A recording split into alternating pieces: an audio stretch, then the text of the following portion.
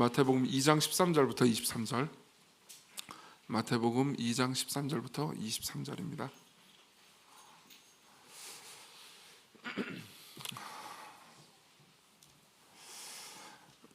제가 여러분들을 위해서 읽어드리겠습니다. 마태복음 2장 13절부터 23절입니다. 하나님의 말씀을 들으십시오. 그들이 떠난 후에 주의 사자가 요셉에게 현몽하여 이르되 헤롯이 아기를 찾아 죽이려 하니 일어나 아기와 그의 어머니를 데리고 애굽으로 피하여 내가 내게 이르기까지 거기 있으라 하시니 요셉이 일어나서 밤에 아기와 그의 어머니를 데리고 애굽으로 떠나가 헤롯이 죽기까지 거기 있었으니 이는 주께서 선지자를 통하여 말씀하신 바 애굽으로부터 내 아들을 불렀다 함을 이루려 하심이라. 이에 헤롯이 박사들에게 속은 줄을 알고 심히 노하여 사람들을 보내어 베들레헴과 그 모든 지경 안에 있는 사내 아이를 박사들에게 자세히 알아본 그때를 기준하여 2살부터 그 아래로 다 죽이니 이에 선지자 예레미야를 통하여 말씀하신 바 라마에서 슬퍼하여 크게 통곡하는 소리가 들리니 라헬이 그 자식을 위하여 애곡하는 것이나 그가 자식이 없으므로 위로받기를 거절하였도다 함이 이루어졌느니라. 헤롯이 죽은 후에 주의 사자가 애굽에서 요셉에게 현몽하여 이르되 일어나 아기와 그의 어머니를 데리고 이스라엘 땅으로 가라. 아기의 목숨을 찾던 자들이 죽었느니라 하시니 요셉이 일어나 아기와 그의 어머니를 데리고 이스라엘 땅으로 들어가니라. 그러나 아켈라오가 그의 아버지 헤롯을 이어 유대의 임금됨을 듣고 거기로 가기를 무서워하더니 꿈에 지시하심을 따라 갈릴리 지방으로 떠나가 나사렛이란 동네에 가서 사니 이는 선지자로 하신 말씀에 나사렛 사람이라 칭하리라 하심을 이루려 함이니라. 아멘. 네, 우리는 크리스마스를 생각할 때 보통 이제 분위기가 아까 배우민 목사님도 잠깐 말씀하셨는데요. 뭐 평화, 선물, 뭐 아름다운 분위기, 혹은 아직 청년이라면 로맨틱한 뭐 그런 거 있잖아요. 사랑, 뭐 이런 것들을 이제 생각하기가 쉽습니다. 근데 우리가 방금 읽었던 본문의 분위기를 보면은 알 수 있듯이 1세기의 크리스마스는 영단판이었습니다. 여기에는 이제 권력 암투가 있죠. 여기에는 헤롯이라는 왕이 있고요. 헤롯이 그러니까 어떤 왕이 나셨다라는 이야기를 듣고 나서 분노합니다. 생각해보세요. 내가 왕이에요. 근데 이스라엘의 왕이 나셨대요. 실제로 여러분들이 우리가 읽은 본문의 앞부분을 보잖아요. 그러면 동방에서 박사들이 와가지고 이스라엘의 왕으로 나신 분이 어디 계시뇨? 우리가 그를 경배하러 왔습니다. 이렇게 이야기를 합니다. 그러니까 여기서 주목할 것은 이스라엘의 왕이 되실 분이 어디 있나요? 라고 물어본 게 아닙니다. 이스라엘의 왕으로 나신 분이 어디 있나요? 잠깐만요. 내가 왕이잖아요. 헤롯 입장에선. 근데 왕이 또 있대요. 그러니까 화가 당연히 나겠죠. 그렇죠?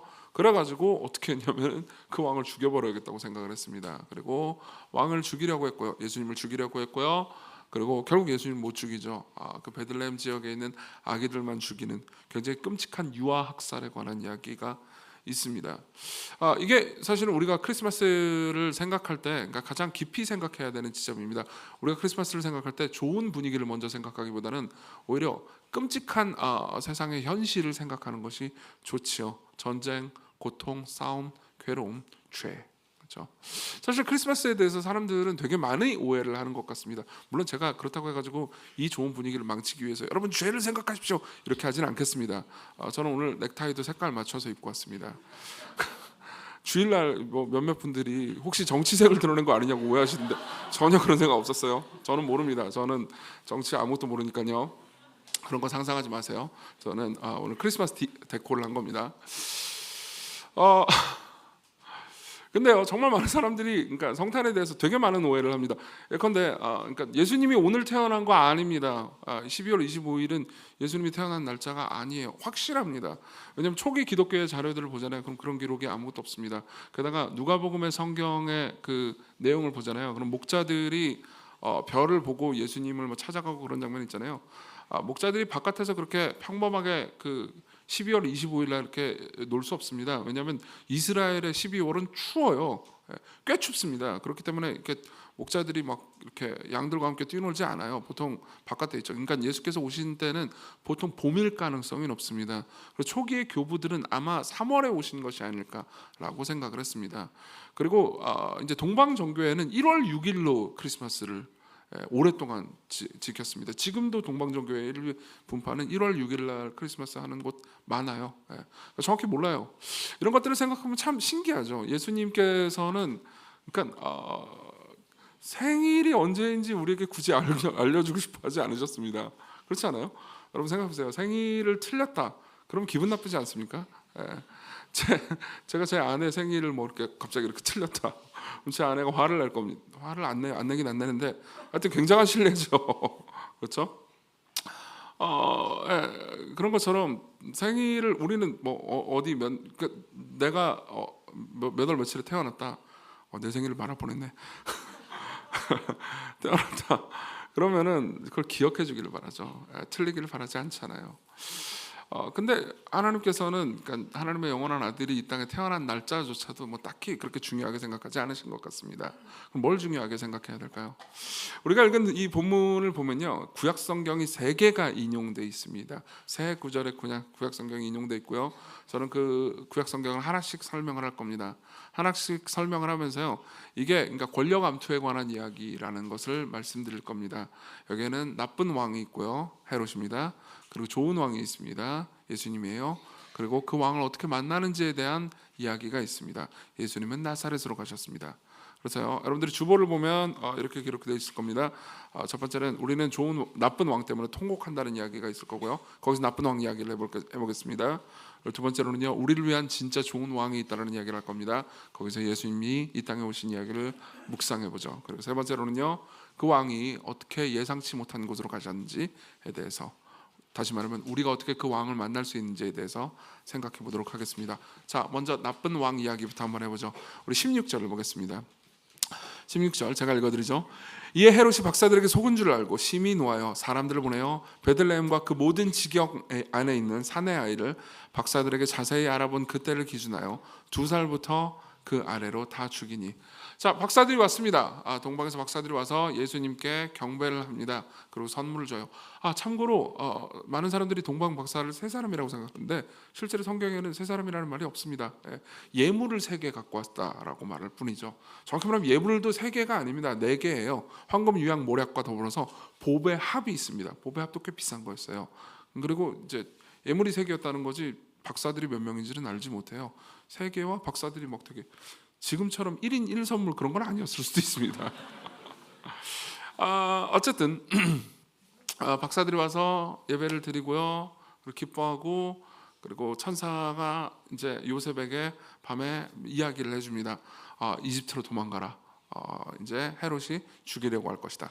그리고 나서 이제 박사들은요, 원래 헤롯은 박사들한테 그 왕을 찾으면 나한테 꼭 알려줘. 내가 가가지고 나도 같이 경배하게라고 거짓말을 했습니다. 그리고 박사들도 이제 천사들의 지시하심을 따라서요, 헤롯을 안 만나고 우회해가지고 도망갔고요. 그리고 이제 헤롯은 이 모든 것을 알고 속은 줄 알고 화가 났죠. 그래서 사람을 보내서 베들레헴과 모든 지경에 있는 사내 아이를 다 죽여버립니다. 실제로 어떤 사람들은 이렇게 끔찍한 일이 일어났는데 왜 성경 말고 다른 역사책에는 기록되어 있지 않느냐, 이것은 역사적 사실이 아닐 수도 있다라고 말하면서 궁금해하기도 합니다. 근데 거기에 대한 대답은 의외로 심플합니다. 아마도 이 베들레헴이라는 마을이 그렇게 크지 않았을 거예요. 당시로서도 그러니까 최대치로 잡아도 1000명이 못 살았을 겁니다, 이 마을에요. 근데 1000명을 그때 당시 인구 센서스하고 비교해가지고 보잖아요. 그러면 난지 얼마 안 된 아기들은 20명이 채 안 되었을 겁니다. 그러니까 이제 이때 죽은 아기들은 한 20명 정도 죽었던 거죠. 이것도 엄청난 일 아닙니까? 물론 당연히 엄청난 일이죠. 근데 그때 헤롯이 사람들을 죽이는 것은 다반사였습니다. 그러니까 20명 죽이는 거는 흔하게 일어나는 일 중에 하나였어요. 다시 말하면 역사책에 기록될 가치조차 없을 정도로 흔하게 일어나는 일들이었습니다. 뭐 예컨대 헤롯은요, 그러니까 사내들인 국회라고 보시면 됩니다. 우리나라에 구성원들의 절반을 갑자기 죽여버린 적도 있었습니다. 그리고 자신이 이제 그 있는 궁정의 관리들 300명을 그냥 한 번에 죽여버린 사건들도 있었습니다. 그러니까 꽤나 이것은 굉장히 끔찍한 일이었죠. 그리고 자신의 가족들도 죽였습니다. 자기가 죽기 전에 자신의 가족들도 막 질투해가지고 질투에 눈이 멀어서 죽이곤 했어요. 그러니까 이제 이 일이 그렇게 큰 일은 아니었던 거죠. 어쨌든 간에 당사자한테는 어마어마하게 끔찍한 일이죠. 그리고 사실 이제 마태는 이 일이 일어날 것을 구약 성경에서 이미 예언하고 있다고 이야기를 해줍니다. 그래서 17, 18절에 이렇게 이야기를 해주죠.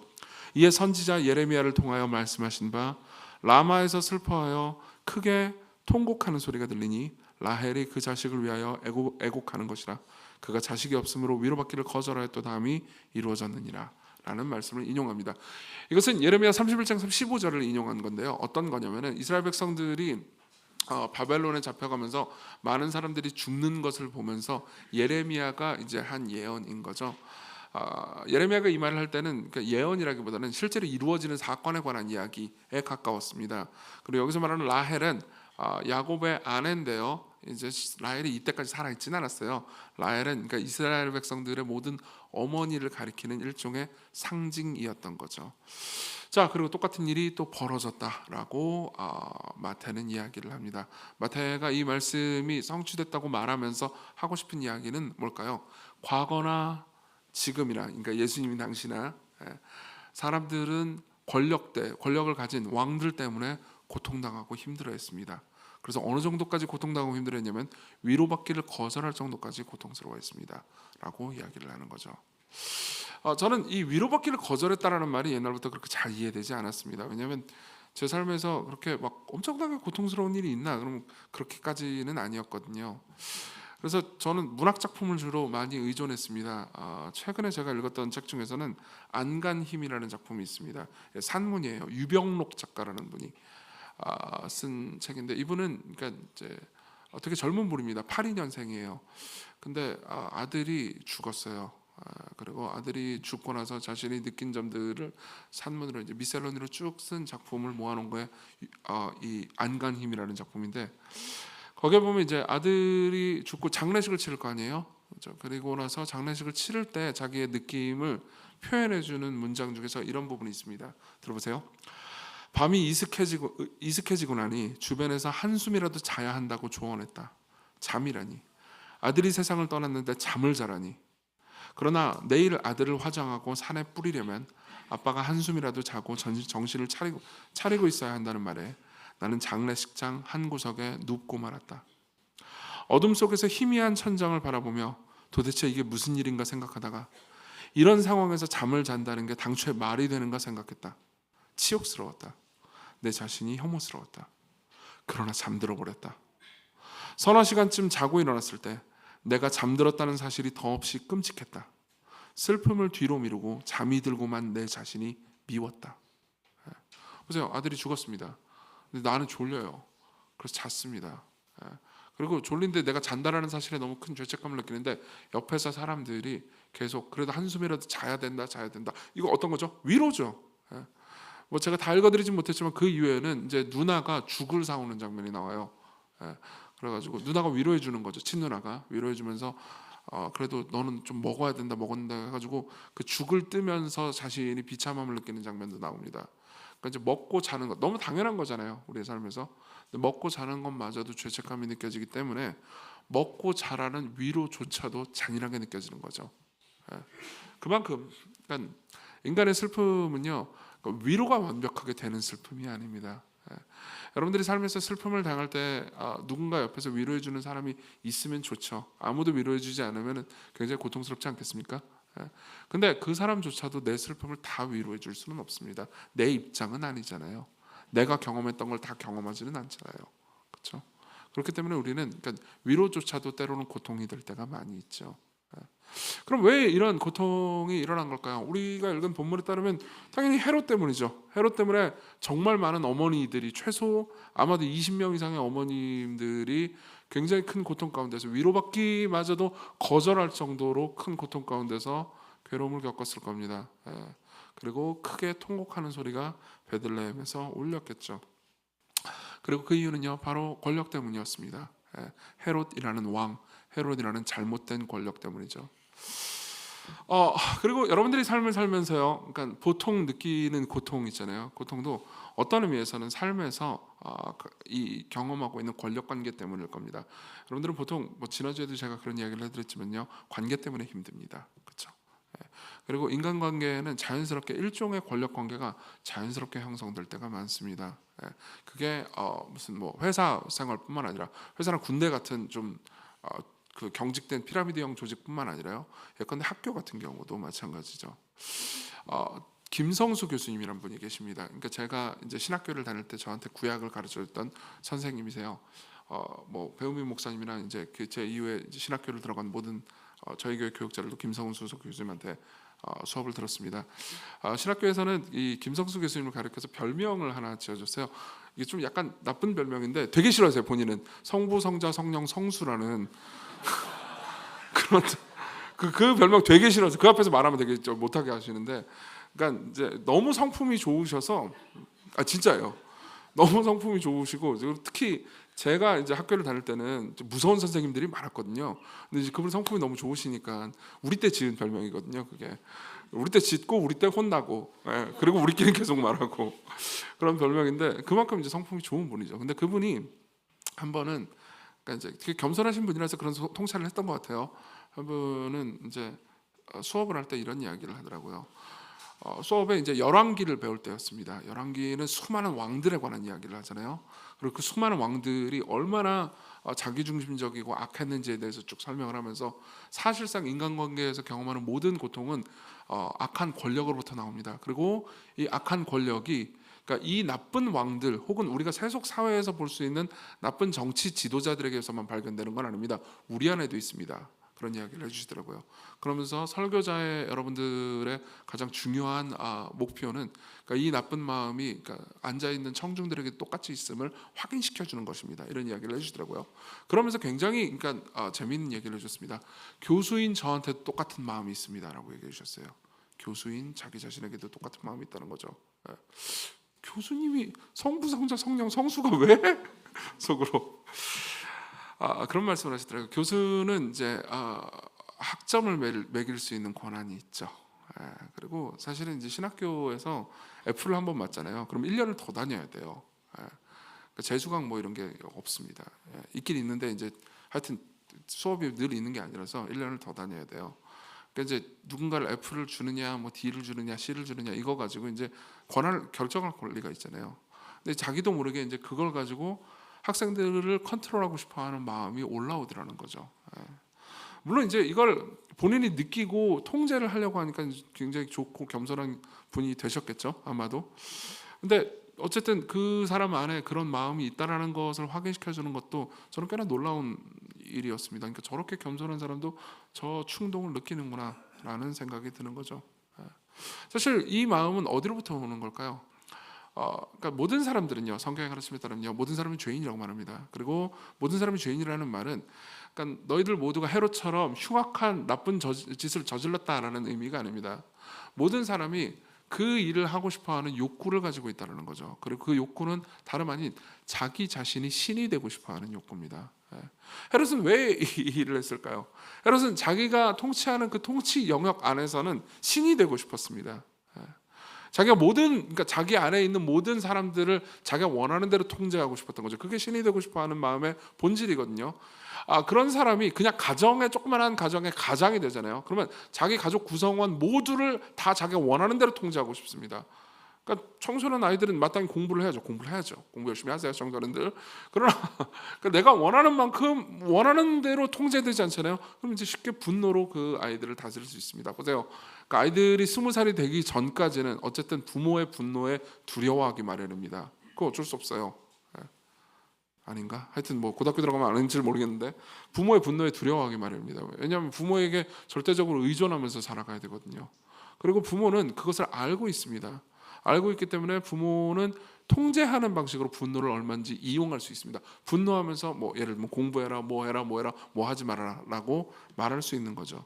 그럼 자연스럽게 그러니까 그러한 일을 시키는 부모의 마음이, 그러니까 꼭 나쁜 걸, 공부 잘하라는 게 꼭 나쁜 건 아니잖아요. 나쁜 걸 원하는 건 아니라 하더라도, 그러니까 부모는 그 시점에 내가 신처럼 모든 걸 통제하고 싶어하는 욕구에 사로잡힐 수 있습니다. 그건 목사도 마찬가지예요. 사실 목사는 어떤 의미에서는 더 위험하기도 합니다. 보세요, 목사가 여기서 설교를 할 때 여러분들한테 나쁜 거 하라고 설교한 적이 있습니까? 없잖아요. 전 없는 것 같아요. 내가 몰래 나쁜 짓을 할지언정 여러분들한테 여기서 나쁜 짓을 하라고 하겠습니까? 다 좋은 일을 하라고 하잖아요. 성경 말씀 가지고 이 말씀 따르라고 한단 말입니다. 근데 이제 잘 안 따르시잖아요. 괜찮아요. 저도 잘 안 따라요. 안 따르잖아요. 아이고, 감정 들어간 거 아닙니다. 잘 안 따르잖아요. 그러면 어쨌든 지금 이 시간에 이 공간 안에 모여 있는 사람들은 내 통제 아래 있다라는 생각이 듭니다. 실제로 통제 아래 있어요. 좀 이따가 제가 찬양할 때 같이 일어납시다 그럼 다 일어나실 거잖아요.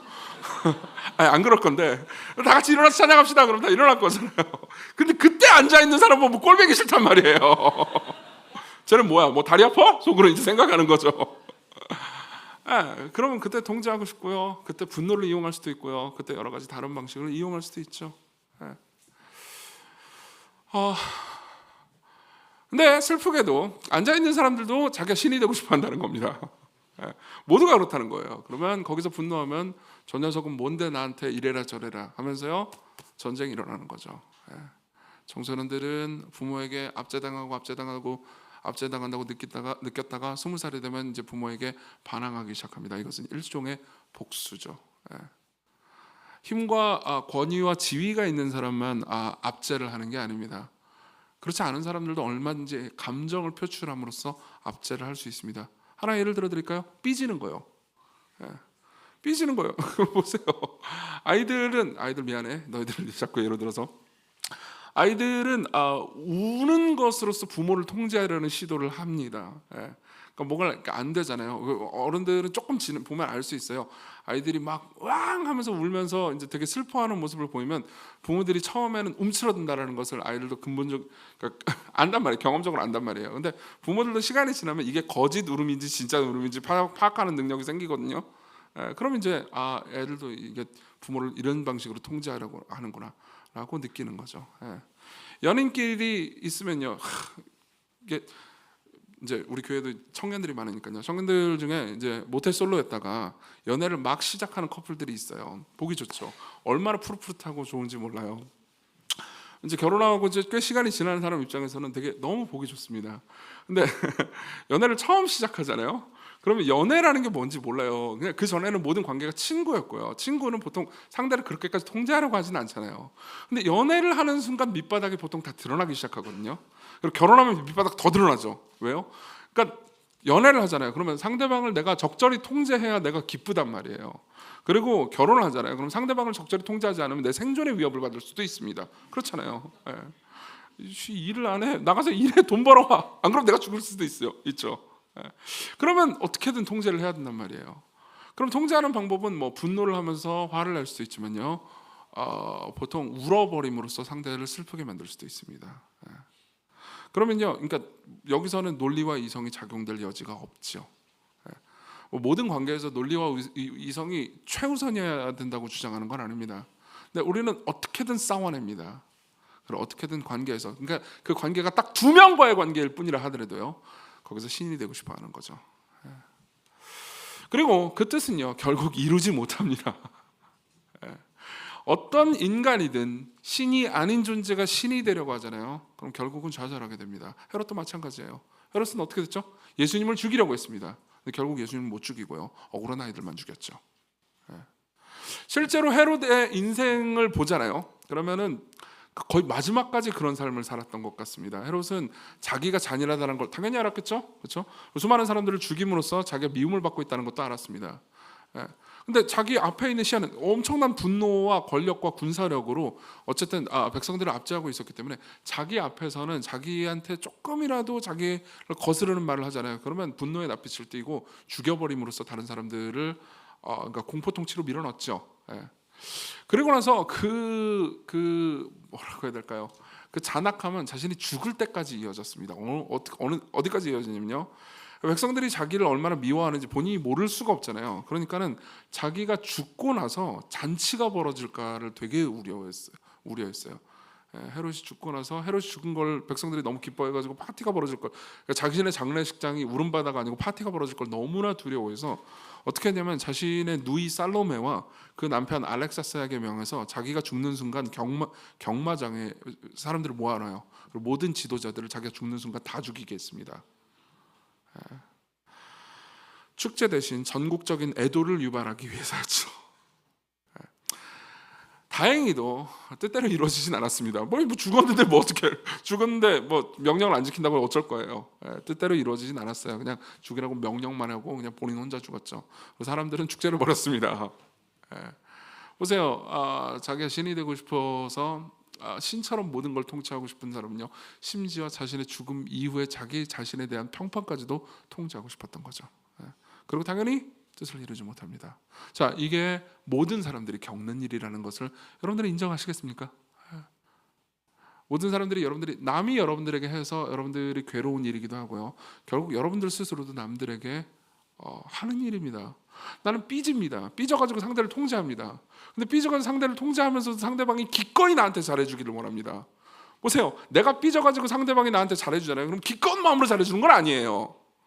그렇죠? 어쩔 수 없이 잘해주는 거죠. 근데도 불구하고 그 잘해줌이 기꺼움이 되기를 바란다고요. 안 그래요? 상대가 나를 정말 사랑해주기를 바란단 말이에요. 공포로 사람들을 통치하는 사람도요. 헤롯이 잘 보이죠. 공포로 다른 사람을 통치하는 사람조차도 공포로 사람을 통치하면서 그 사람이 나를 사랑하기를 바랍니다. 되게 모순적이지 않습니까?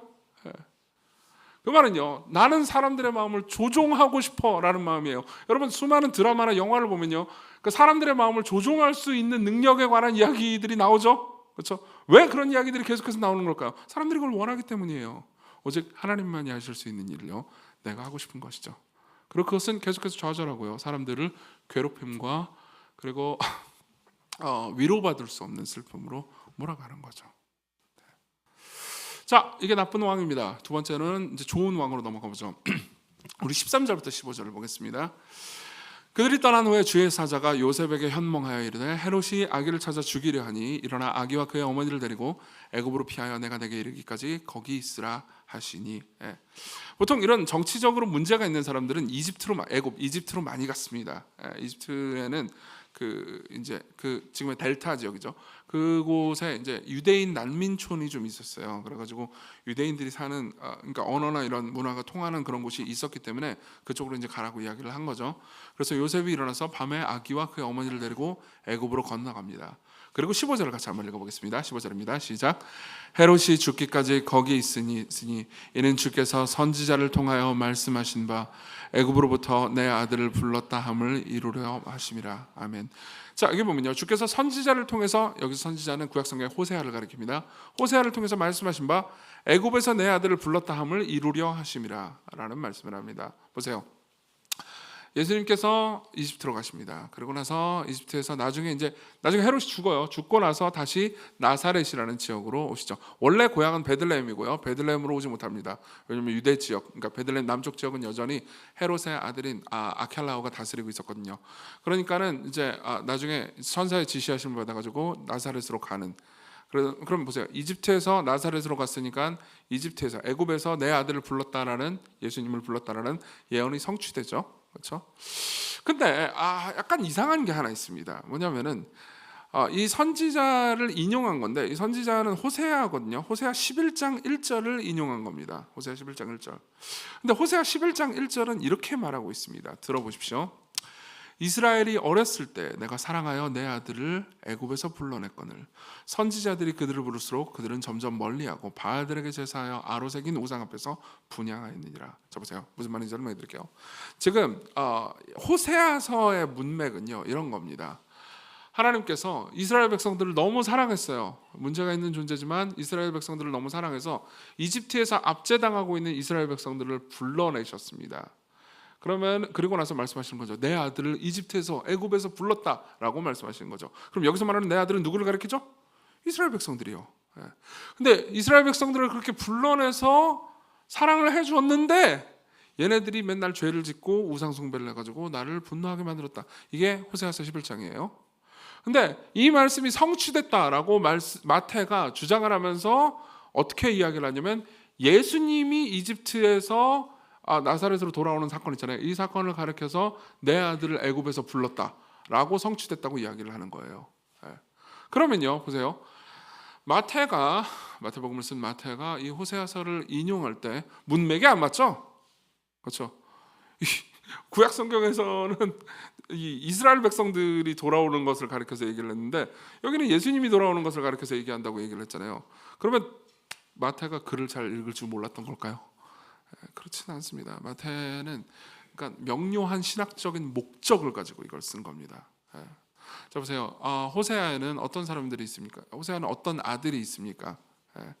타락하고 문제가 있는 이스라엘 백성이 있습니다. 이 이스라엘 백성을 가리켜서 아들이라고 부르십니다. 이 아들을 불렀더니 계속해서 죄를 짓고 사고를 친다. 이게 호세아의 문맥이에요. 그리고 한참 지나고 나서 예수님께서 이집트에 있다가 돌아오는 사건을 가리켜서 예수님을 가리켜서 하나님의 아들이라고 말씀하시면서 내 아들을 이집트에서 애굽에서 불렀다고 인용을 하는 거죠. 여기는 명확한 목적이 있습니다. 마태가 얘기하고 싶은 명확한 목적이 있어요. 예수님은 이 이스라엘 백성들과 하나가 되셨다는 겁니다. 이스라엘 백성들하고 예수님하고 같은 운명, 같은 공동체, 하나가 돼서 그들 중에 하나가 되셨다는 거죠. 아까 그 배우민 목사님이 이제 예배 인도를 하실 때 잠깐 그런 이야기를 하셨어요. 예수께서 이 땅에 오셨을 때 마굿관과 구유 가운데 계셨다고, 그렇죠? 그리고 그것은 그러니까 너무너무 신이 이 땅에 왔는데 영접하기에는 너무너무 평범한 공간이다, 그런 말씀을 하셨죠. 평범한 정도가 아니죠. 여러분 생각해 보세요. 구유는 뭐죠?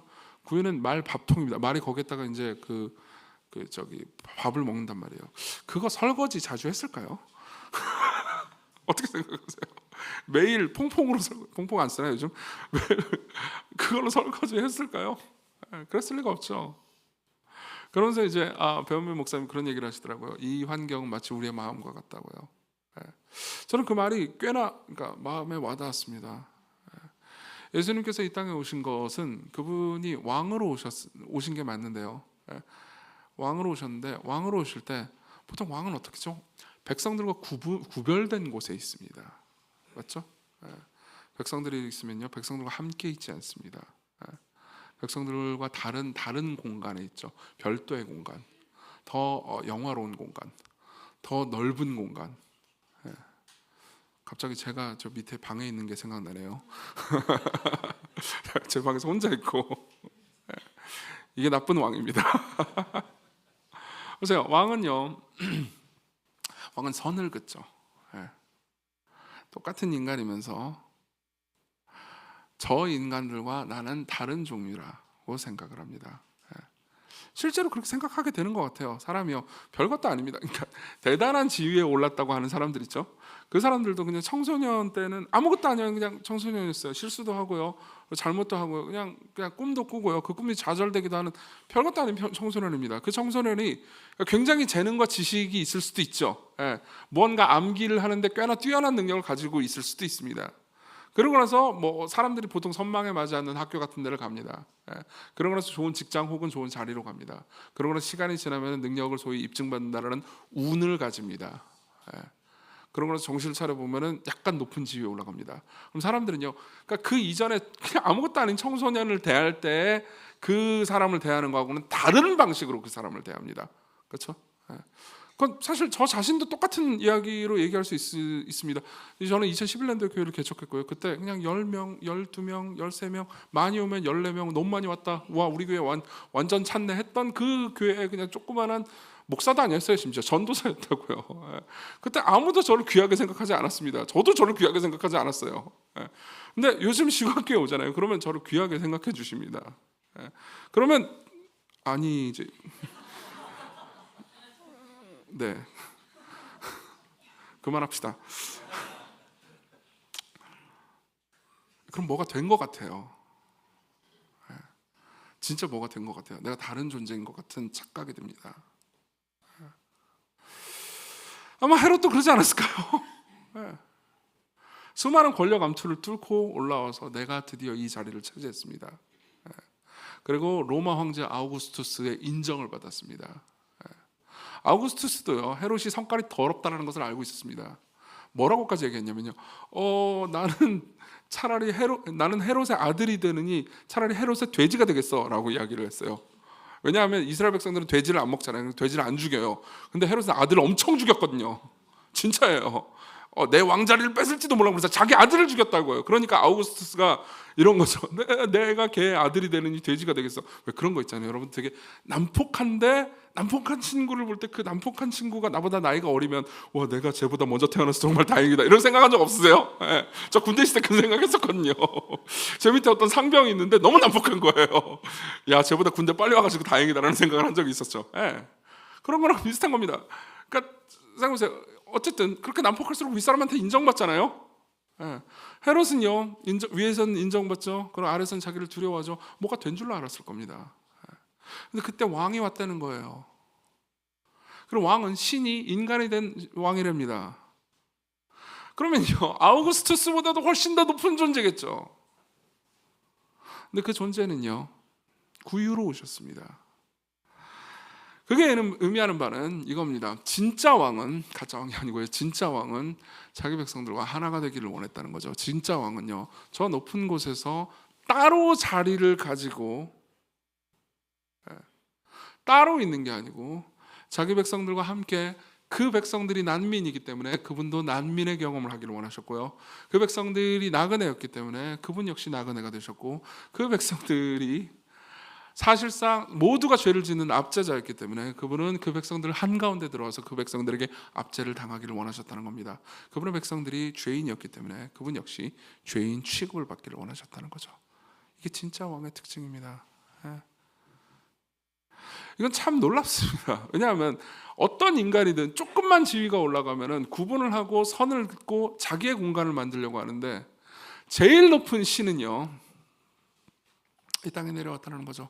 여러분 여기 계신 분들 중에서 기독교인이 아닌 분들이 있을 겁니다. 기독교인이 아닌 분들 중에서는요 이런 것들을 불편해하시는 분들이 있을 겁니다. 뭐 우리가 찬송가를 부르든 뭘 하든 간에 하나님은 절대적인 분이고 거룩하신 분이고 그분은 우리가 어미야에서 경배하고 찬양하고 무릎을 꿇고 하여튼 하나님한테는 함부로 굴면 안 되고 이런 이야기들을 여러분들은 뭐 노래를 부르거나 아니면 성경을 읽거나 시를 부르거나 이런 것들을 할 때 그런 표현들을 많이 듣게 될 겁니다. 그리고 정말 많은 비기독교인들이 저한테 이런 이야기를 해줬어요. 그런 말은 좀 불편합니다. 영광을 오직 하나님께만 돌리라는 말이라든가 아니면 이런 말들은 좀 불편하네요. 좀 신의 압제자 같잖아요. 제가 얘기해드리죠. 자, 그 압제자인 신은 구유로 오셨습니다. 압제자처럼 보이는 그 신이요. 다른 모든 인간들은 나를 찬양해라 노골적으로 그렇게 말하진 않죠.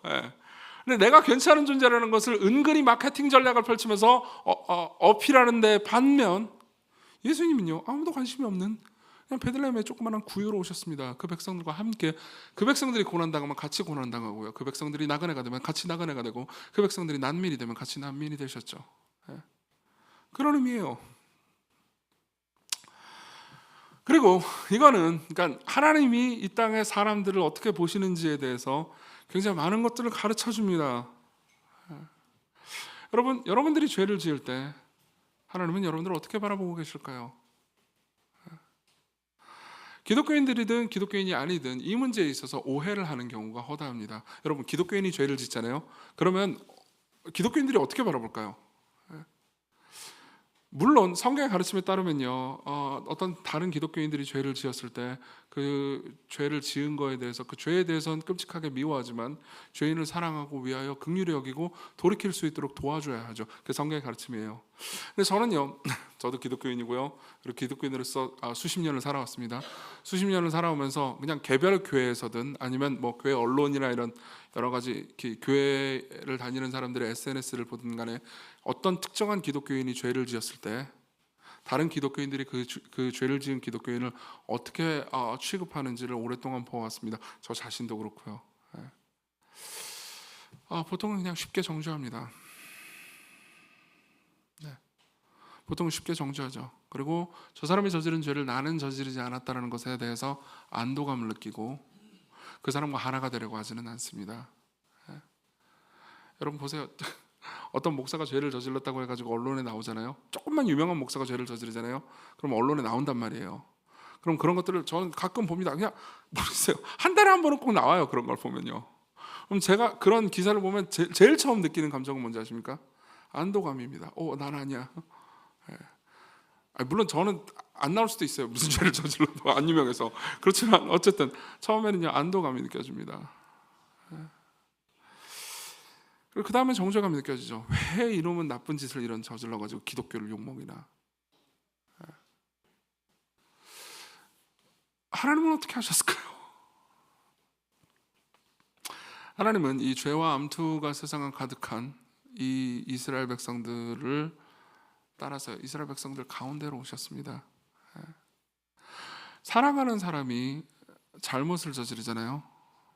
그럼 여러분들은 어떻게 대할까요? 몇 해 전에도 제가 이 예를 들어드린 적이 있습니다. 그 스 클리볼드라는 사람이 있습니다. 이 사람이 쓴 책 중에서 나는 가해자의 엄마입니다라는 제목의 책이 있어요. 되게 추천하는 책입니다. 꼭 한번 읽어보십시오. 이 책에 보면은요 아주 미약하지만 스 클리볼드 개인의 신앙에 관한 이야기도 있습니다. 그러니까 관심 있으면 한번 꼭 읽어보셨으면 좋겠습니다. 스 클리볼드는 딜런 클리볼드라는 사람의 엄마입니다. 그리고 딜런 클리볼드는요 1999년 콜럼바인 고등학교 총기 난사 사건의 주범입니다. 거기서 13명을 살해했고요 24명이 부상당했죠. 딜런 클리볼드하고 다른 사람이랑 같이요. 그러니까 둘 다 고등학생이에요. 고등학생 2명이 총을 들고 자기 있는 학교에 있는 학생들을 무차별적으로 쏴서 죽인 사건이에요. 그리고 스 클리볼드는요 딜런 클리볼드의 엄마입니다. 엄마가 자기의 자식 그리고 자기 교육 그리고 자신의 삶에 대해서 회고하면서 쓴 책인데요. 저는 처음에 이 책을 집어들 때 좀 불편했어요. 왜냐하면 가혹한 살인마의 엄마가 자기 아들을 정당화하는 말을 쓸 것 같아가지고 내심 불안하기도 하고 불편했습니다. 근데 다행히 책 전체를 통해서 그 아들이 한 나쁜 짓에 대해서 뭐 변명을 하거나 정당화하는 말 한마디도 등장하지 않습니다. 근데 슬픔은 등장해요. 그 잔혹한 짓을 저질러 놓고요 딜런 클리볼드는요 자살해 버렸습니다. 그리고 스 클리볼드는 엄마는 이렇게 얘기해 줍니다. 아들을 기억하고 애도할 다른 안전한 공간을 찾아야 한다고 생각했다. 나머지 세상 전부가 딜런을 괴물이라 비난할지라도 내가 잃은 것은 내 아이였으니까.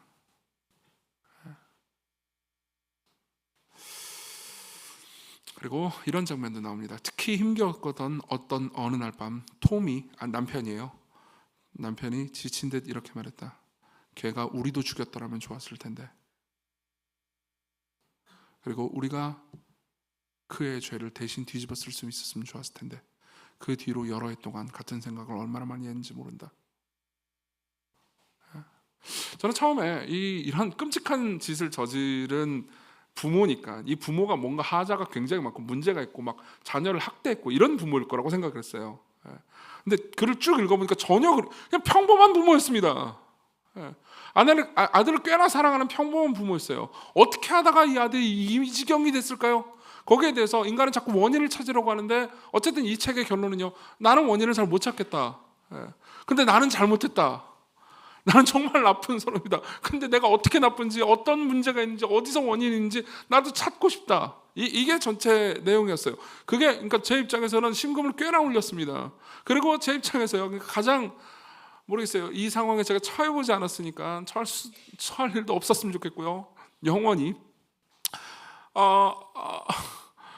제일 그래도 제 마음을 울렸던 거는요 그 애가 나도 죽였으면 좋았을 텐데 와 더불어서요 내가 그 애를 대신해서 죽을 수 있었으면 좋았을 텐데였어요. 그럴 수는 없죠. 그 애의 죄를요 내가 대신 뒤집어 쓸 수는 없습니다. 맞죠? 자, 이 지점에서 그러니까 우리의 진짜 왕이 여러분들을 위해서 어떤 일을 하셨는지 생각해 볼 수 있습니다. 어떤 분들은 이런 질문을 떠올지도 모르겠습니다. 저는 사실 이 본문을 보면서 저도 이 본문을 보면서 이 질문을 저에게 던졌고요. 그리고 여러분들도 이 본문을 읽으면서 이 질문을 던지는 분들이 있을 겁니다. 근데요, 이 예수님 좀 비겁하네요. 이 자기 때문에 이 지금 헤롯이 열받아 가지고 이 모든 아이들이 다 죽었잖아요. 근데 자기만 도망갔잖아요. 자기만 이집트로 도망가고 나머지 20명 가까이 되는 그 베들레헴의 아기들은 다 죽게 만들었잖아요. 라고 생각하는 분들이 계실지 모르겠습니다. 거기에 대한 답은 그렇게 간단하지는 않습니다. 저는 아마 아주 긴 이야기를 해야 될 것 같습니다. 그 답만 가지고도 1시간 넘게 설교를 해야 될지도 모르겠습니다. 하지만 가장 간단한 답을 여러분들에게 생각해 보도록 말씀드리고 싶습니다. 보세요. 성부 하나님이 예수님만 이곳에서 피신시키신 것은 사실입니다. 나머지 아이들이 좀 죽었죠. 지금 다 설명할 수 없지만요, 성경의 가르침 전체를 따르자면요, 나머지 아이들은 이 난지 2돌도 안 된 이 아이들 있잖아요. 이 아이들은 결국은 다 천국에 갑니다. 이들은 하나님의 은혜의 공로로 거듭남을 통과해서 결국은 하나님께 받아들여질 겁니다. 이걸 자세히 설명할 시간이 없기 때문에 나중에 시간이 되면 또 설명할 기회가 있기를 바랍니다. 어쨌든 이들은 구원받을 거예요. 그런데 어쨌든 어렸을 때 죽잖아요. 그리고 예수님은 살아남잖아요. 거기에 대해서 제가 드리고 싶은 말씀은 이겁니다. 성부 하나님께서 예수님을 헤롯의 학살에서 피신시켰던 가장 큰 이유는요, 그분만 살아남게 하도록 하기 위해서가 아니고 예수 그리스도 그분을요 더 가혹하고 고통스러운 죽음으로 데려가기 위해서였습니다. 베들레헴의 유아들을 버리고 자기만 살겠다고 도망가신 것이 아니라 베들레헴에서 잔인하게 살해당한 유아들 모두를 지옥에서 구해내기 위해서, 그분이 결국 십자가라는 지옥으로 가기 위해서 그분은 그때 살아나신 거죠. 그리고 이집트에 갔다가 이스라엘로 다시 오십니다. 그리고 이스라엘 백성들과 하나가 되십니다. 그들의 슬픔이 자신의 슬픔이 되도록 그들과 함께 삶을 사시기 위해서, 그들의 일상이 겪는 고통들, 예를 들면 직업을 가지고 살아가는 사람들의 고통이 자신의 고통이 되기 위해서 목수로서 30년을 살아가기 위해서, 그들이 저지르는 죄를 옆에서 눈으로 보고 그 끔찍한 죄를 슬퍼하시면서 그 죄에서 구원하겠다는 다짐을 30년 이상 하시게 하기 위해서, 그리고 그들이 저지르는 모든 죄의 유혹을 몸소 받는 동시에 그럼에도 불구하고 하나님께 순종함으로써 우리를 대신한 의로움이 되시기 위해서, 그리고 결국 헤롯을 비롯해서 모든 사람들이 가지고 있는 자기중심성과 신이 되고 싶어하는 자신의 모든 죄로부터 우리를 구해내기 위해서, 그 지옥으로부터 우리를 구해내기 위해서 지옥으로 뚜벅뚜벅 걸어가시기 위해서 그분은 잠시 살아나셨습니다. 그리고 다시 지옥으로 가시죠. 자, 이게 말해주는 바가 있습니다. 아까 저는 수 클리브랜드 얘기를 하면서요, 그러니까 자기가 사랑하는 자식이 잘못을 했을 때 어떤 심정일까를 한번 생각해 보도록 요청드렸습니다. 어떤 심정일까요? 차라리 내가 대신 죽었으면 좋겠다. 예수님께서는 차라리 자신이 대신 죽으실 수가 있었습니다. 여러분, 그분은요 십자가로 가실 때 기뻐하셨습니다. 실제로 히브리서 12장 2절은 이렇게 말하죠. 믿음의 주여 온전하게 하시는 이인 예수를 바라보자. 그는 그 앞에 있는 기쁨을 위하여 십자가를 참으사 부끄러움을 개의치 아니하시더니, 자, 성경은요 이렇게 말합니다. 그분이 십자가로 가시는 것을 그분이 기뻐하는 일이었다고 말합니다. 왜 그분이 기뻐하실 수 있었을까요? 자기 백성들의 죄를 그분이 대속할 수 있었으니까요. 그분은 대신 죽을 수 있었으니까요. 이걸 생각해보면요, 우리가 다른 그리스도인들을 대할 때 어떻게 대해야 되는지 생각할 수 있게 됩니다. 묵상할 수 있게 돼요. 여러분, 예수님은 죄를 미워하십니다. 여러분들의 죄를 미워하십니다. 근데 죄인들을 사랑하십니다. 죄인들을 위해서 대속하셨어요. 그리고 이분이 성경에서 말하는 진짜 세계를 다스리는 신입니다. 이분이 진짜 신이라고요. 헤롯이 아니고요. 지금 우리나라는요, 그러니까 정치적으로 굉장히 혼란한 시기를 겪고 있습니다. 그리고 우리는요, 그러니까 여러 정치인들이요, 어떤 식으로든 법적으로든 불법적으로든, 그러니까 권력과 힘을 차지하거나 혹은 그것을 견제하거나 하는 모든 광경들을 여러분들은 뉴스를 통해서 보실 겁니다. 거기에 대해서 제가 가치 판단을 내리지는 않겠습니다. 그리고 보통 이 모든 과정 중에서 인간은요, 그러니까 더 큰 권력, 힘 있는 권력을 차지함으로써 안정을 꾀하려고 합니다. 그리고 보통 우리는요, 그게 권력의 보통 속성이라고 생각하죠.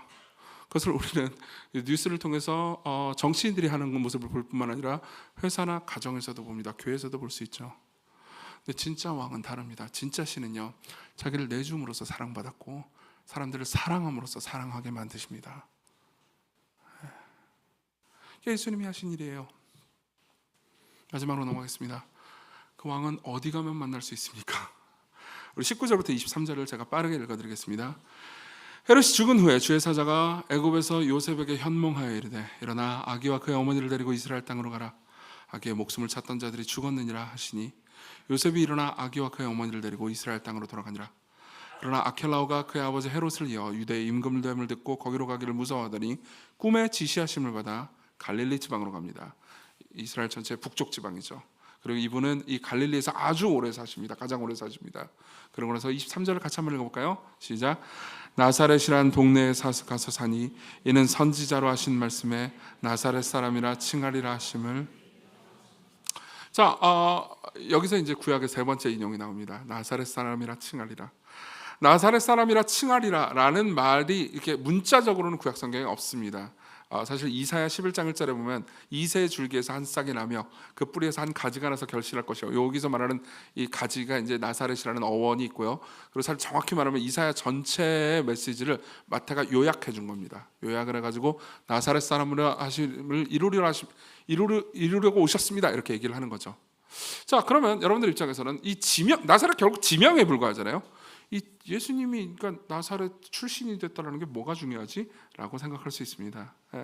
근데요, 이거는 지금 같은 경우에는 여러분들이 문화적으로 이게 그렇게 크게 와닿지 않을 수 있지만요, 1세기 사람들은 이 말이 꽤나 중요했습니다. 우리는 그렇게 지역 차별이 심한 사회를 살고 있지는 않죠. 뭐 서울에 산다고 해가지고 뭐 그 사람이 더 우월하다고 생각하거나 혹은 지방에서 올라왔다고 생각해가지고 그 사람이 더 열등하다고 생각하는 사람은 아마 거의 없을 겁니다. 물론 여전히 지방을 폄훼하는 건 있어요. 여전히 그런 건 있습니다. 뭐 예를 들면은 어디서 오셨어요? 저는 진안에서 왔어요. 진안이 어디예요? 전주 옆에서요. 전주 옆에 있어요. 전주에서 왔구나. 이거 너무한 거 아니에요? 진안이라고요. 진안.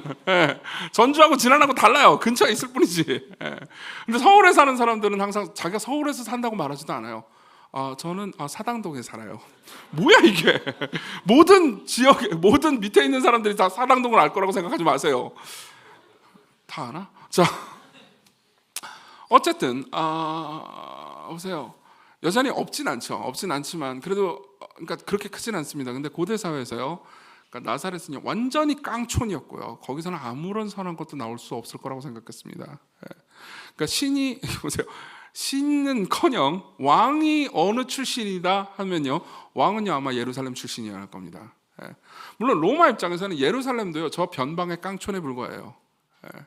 항상 뉴욕은요 서울을 무시하게 돼 있고요, 서울은 부산을 무시하게 돼 있고요, 그리고 부산은 또 다른 도시를 무시하겠죠.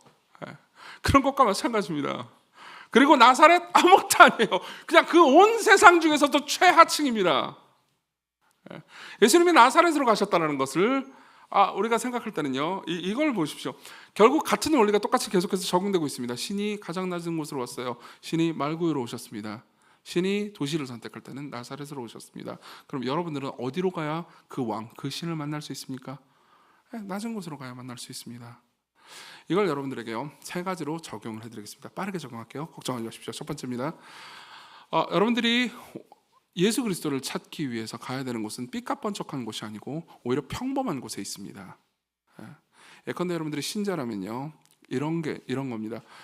우리는 보통 그러니까 급작스러운 경험 혹은 하나님께서 뭔가 그러니까 뭐 큰 치료를 주시거나 큰 응답을 주시거나 하는 경험 가운데서 하나님을 뜨겁게 만날 거라고 오해하기 쉽습니다. 물론 그런 경험들이 중요하긴 합니다. 그리고 그런 경험들이 있으면 감사하기도 하죠. 근데 그런 경험들은요 잠시만 하나님에 대한 강렬한 인상을 줄 뿐 여러분들로 하여금 하나님을 깊이 만나게 만들지는 못합니다. 여러분들이 하나님을 깊이 만나고 그분의 성품을 총체적으로 알아가는 방식은요, 매일같이 지루한 성경을 삐까뻔쩍한 부분 말고요, 지루한 부분 있죠, 그런 부분까지 평범하게 읽고 매일같이 약간 졸린 기도를 계속하는 겁니다.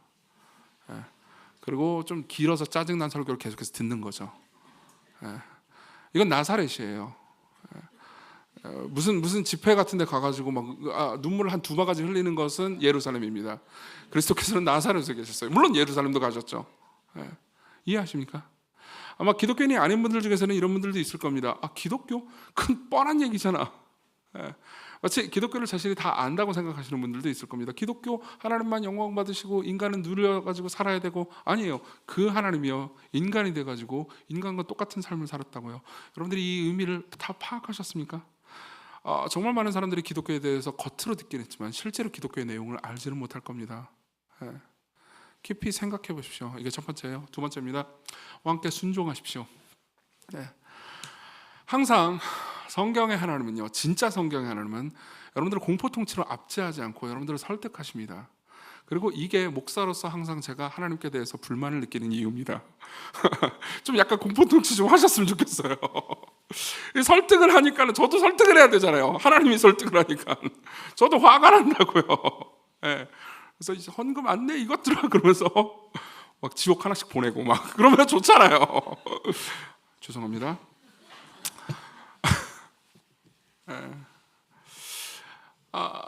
여러분, 내가 스스로 신이 되겠다는 건요, 마치 사막 한 가운데서 나는, 그러니까 여러분들이 중동의 사막에 있어요. 근데 서울로 돌아가야 되는데 사막 한 가운데서 내가 어느 길로 갈지 어느 방향으로 갈지 나 혼자 결정하겠어. 누구도 내게 조언을 줄 수 없어. 라고 말하는 바보 같은 사람과 같습니다. 여러분들은 인생을 모릅니다. 오래 산 사람도 인생을 다 한다고 자부할 수 없을 겁니다. 여러분들은 외부의 도움이 필요합니다. 내가 왕이 아니고 하나님이 왕이라고 말씀하시는 건요. 아라비아 사막과 서울을요 수백 번 왔다 갔다 한 사람이 주는 지혜로운 조언을 따라서 살겠다고 말하는 것과 똑같습니다. 그분은 저 위에만 계시지 않았습니다. 이 땅에 진짜 오셨어요. 그분은 인생을 사셨습니다. 여러분들 중에서 예수님보다 인생을 더 길게 산 사람도 예수님보다 인생을 잘하는 건 아니에요. 그분이 인생을 아십니다. 우리는 보통 이렇게 말하기 쉽습니다. 인생엔 정답이 없어. 인생을 아는 사람은 아무도 없어. 맞아요. 어떤 의미에서 인간은 그렇게 말할 수도 있죠. 하나님은 인생의 정답이십니다. 그리고 여러분들의 인생을 아십니다. 왜요? 그분은 인생을 살아보셨습니다. 그리고 인생을 완벽하게 사셨습니다. 자, 마지막입니다. 왕의 계획을 신뢰하십시오. 저는 구약 성경 구절을 3개를 인용했습니다. 그렇죠? 3개를 인용하면서 이 3개의 구절이 다 성취되었다라는 이야기를 했습니다. 그 말이 의미하는 바는요, 예수께서 하신 모든 행동들, 겪으신 모든 일들이요 이미 하나님의 선하신 뜻 안에서 계획됐다는 겁니다. 그리고 이게 계획됐다라는 것을 생각하잖아요. 그러면 예수님 입장에서는 참으로 잔혹했겠다라는 생각이 듭니다. 맥스 루케이도라는 목회자가요 쓴 글 한 부분을 읽어드리겠습니다. 이것은 무엇을 의미합니까? 그것은 예수님께서 자신의 죽음과 희생을 미리 계획하셨다는 것을 의미합니다. 예수님께서는 의도적으로 자신이 지실 십자가가 될 나무를 심으셨습니다. 보세요. 예수께서 십자가에 달리셨을 때 그 나무가 있었을 거 아니에요. 예수님은 그 나무를 미리 알고 있었을 겁니다. 어느 지방에 있는 어떤 백향목, 제가 그걸 알고 있었으면요 그 나무를 미리 뽑아버렸을 겁니다. 그 옆에 있는 나무도 뽑아버렸을 거예요. 다른 나무를 선택하면 나무라는 종을 없앴을 겁니다. 그분은 당신이 나무에 매달리실 못이 될 철광석을 지구 깊숙한 곳에 만들어 두셨습니다. 당신을 배반할 유다를 기꺼이 여인의 자궁속에 심으셨습니다. 정치 조직을 움직여 빌라도를 예루살렘으로 보낸 분 역시 그리스도이십니다. 그것은 우연한 사건이 아닙니다. 차라리 그랬으면 좋겠습니다.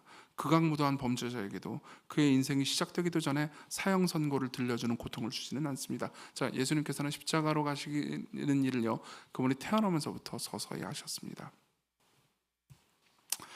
그리고 그 모든 잔혹한 계획은요 그분과 모든 인간을 위한 가장 위대한 선이 되죠. 여러분들은 그 계획 안에 있습니다. 여러분들이 오늘 만난 악역들, 여러분들의 인생의 빌런들이 있잖아요. 오늘 만난 고통스러운 경험들, 그리고 오늘 만나는 별것 아닌 경험들 있죠. 그 모든 것들은 그분의 계획 안에 있습니다. 여러분들이 오늘 이 지루하고 긴, 어떤 의미에는 사람들에게는 재미있는 이 설교를 듣는 건 역시 그분의 계획 안에 있습니다. 그분이 여러분들의 왕이십니다. 가장 선하고 위대한 왕이죠. 그분을 따르십시오. 그리스도께로 오십시오. 같이 우리 찬양 부릅시다.